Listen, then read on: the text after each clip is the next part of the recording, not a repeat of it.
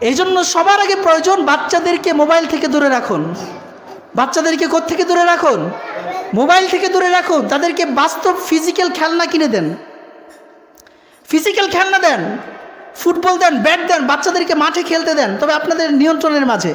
অথবা আপনার রুমের ভিতরে যে মাঠ আছে সেখানে খেলার ব্যবস্থা করে দেন, তাকে দৌড়াদৌড়ি করতে দেন। ফার্মের মুরগির মতো বাচ্চাদেরকে বানাবেন না।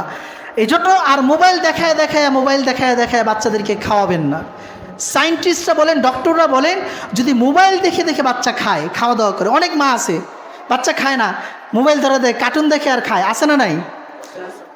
আরে ভাই, আমার বাচ্চার ক্ষেত্রে অবস্থা। ফলে আমি কঠিনভাবে নিয়ম করে দিচ্ছি, যদি একদিন দেখি খবর আছে, যদি একদিন দেখি বাচ্চার হাতে মোবাইল দিয়ে ভাত খাওয়াইছো, এখন খালি অভিযোগ করে ভাত খাওয়াইতে 1-1.5 ঘন্টা লাগে, কি করি? আমি বলছি খাওয়াও, আস্তে আস্তে শিখবো। আস্তে আস্তে কি হবে?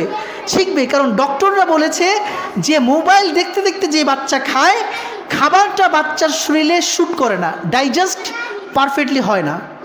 খাবারের যত ভিটামিনগুলো আছে, আরে বাচ্চা তো মোবাইলের স্বাদ নিচ্ছে, বাচ্চা তো খাবারের স্বাদ নিচ্ছে না। আপনি খাবারের মধ্যে মাছ দিলেন না গোশ দিলেন, আলুর ভর্তা দিলেন না ভাজি দিলেন, ডিম দিলেন না চিংড়ি মাছ দিলেন, বাচ্চা এগুলোর কিছুই বলতে পারবে না। এই বাচ্চা কোনোদিন খাবার শিখবে না, তো মোবাইল শিখছে। এ জানে খাবার খাওয়ার আগে আমার মোবাইল দেখাইতে হয়, সে কার্টুনের মজা বুঝে, সে খাবারের মজা বুঝে না। এজন্য বাচ্চাকে প্রত্যেকটা জিনিসের স্বাদ শিখাইতে হইলে যখন যেটা করবেন বাচ্চাকে সেদিকে মনোযোগী করতে হবে। ঘুমের সময় হয়ে গেছে, ঘুম পাড়ায় দিতে হবে।